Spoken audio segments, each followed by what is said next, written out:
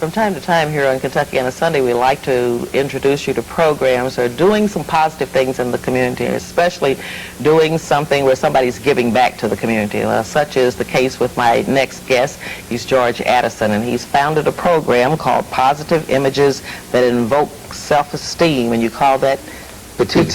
We pronounce it petite. Petite. Well, yeah. Thank you for coming in today. We appreciate you being here, and you and I have worked together on some other occasions, and we've never had the opportunity to really let people know that there are some people that have seen what the problems are in the community and decided that I'll do what I can on my own to have an impact on those problems. Talk about your program a little bit. Well, the program is called PETITE. It stands for Positive Images That Invoke Self-Esteem, and pretty much it came about because I just happened to get frustrated with all the negative stuff I kept seeing about not just black kids, but kids in general, with the crime, teen pregnancy, drug abuse, and so forth.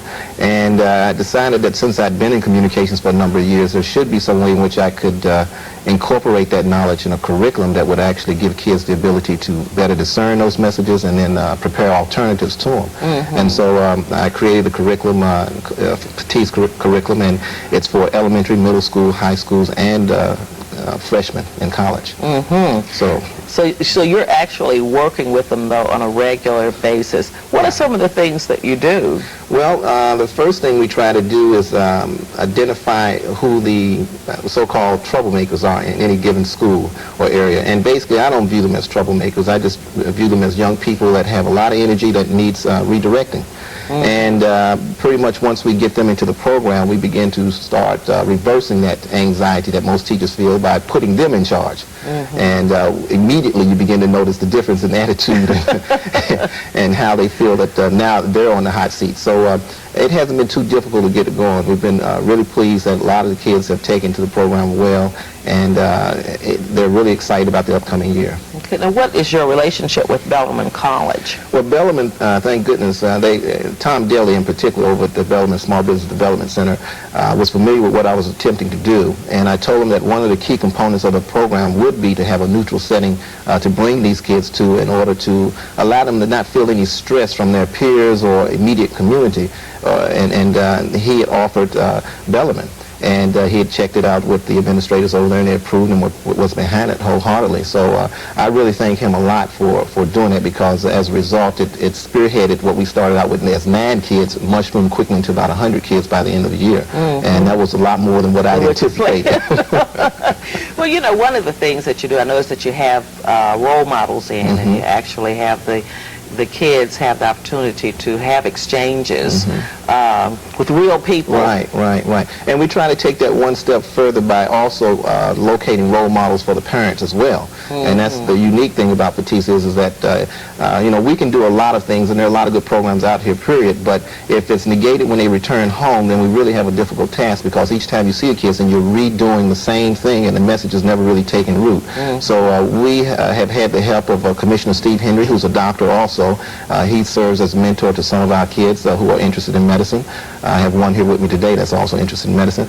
And we have other professionals locally as well as people nationally with major corporations that we're trying to sign on as pen pals. And what they do primarily is encourage our kids through mail to do a good job, to stay in touch, and to just keep them up when spirits get a little low. Mm-hmm. And I know one of the things that you try to do is you're always fundraising, you're always trying to get more people interested in being a part of the program. Right. How has that gone?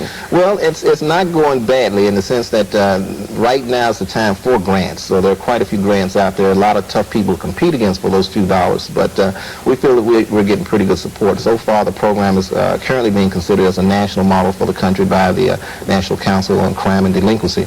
And also we've gotten support from Senator Bob Graham, Senator Wendell Ford, Governor Barrington Jones' office is familiar with the program. And so I feel it's just a matter of time before we hit our own stride and begin to do some things. We don't want to really become government dependent. Mm-hmm. We want to basically get the help as a startup organization, and then hopefully within 16 to 24 months be self-sufficient. Mm-hmm. So what means do you have of measuring results? How do you know whether or not you're making any inroads with these children? Well, basically a couple of ways. Primarily, we look at behavior in school and also academic performance, and also feedback from the parents from the home, itself.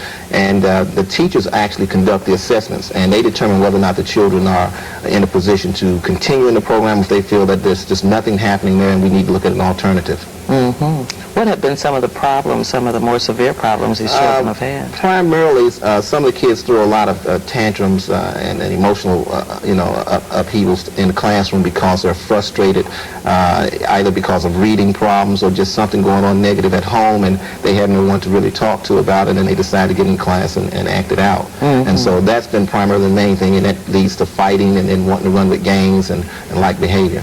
So do you have ways of dealing with that? Are those things that the kids talk about in terms of peer pressure and what it is that... Yeah, we address those issues simply by, first of all, identifying what's important to them. They need to know, first of all, that they're responsible for their own behavior.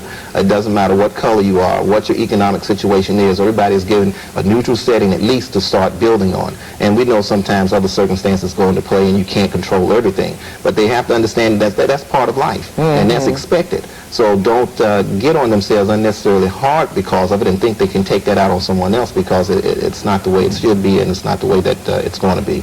So they understand that, and that's the first step, is getting them to accept responsibility for that major part. Aren't there some components of your program that allow the kids to kind of come forth with some of their own creativity as well? I know you got them writing. Right, they do script writing for PSAs, and also we hope to do some little docudramas. They also are I have a few artists who want to draw, and we do posters and flyers, and at the end of the school year, with Commissioner Steve Henry's help, we produced the PSA, which hopefully will begin running in August, and hopefully your station will help us in there also. Well, sure. As a matter of fact, we'd like to have the kids on at some point or the other and let them talk a little bit about what it is that they're learning and how important this program is to them and how much it has meant to them. As a matter of fact, we have some of them in the studio with us today, so as we close this segment, I'm going to let them come on over and take a seat right down here so that everybody can see these wonderful children that George is working with, and I've had the opportunity to also be involved with them on occasion. And I'd like to thank you very much for your help, and Channel 32, because it's been very crucial for us. Well, it's been very, it's an interesting opportunity, that the chance that people have to work with kids to make a positive image in their lives, and when you can do that, then you really owe it to the kids as well. We'd like to thank you guys for coming in too here. George, thanks for being here. Thanks again.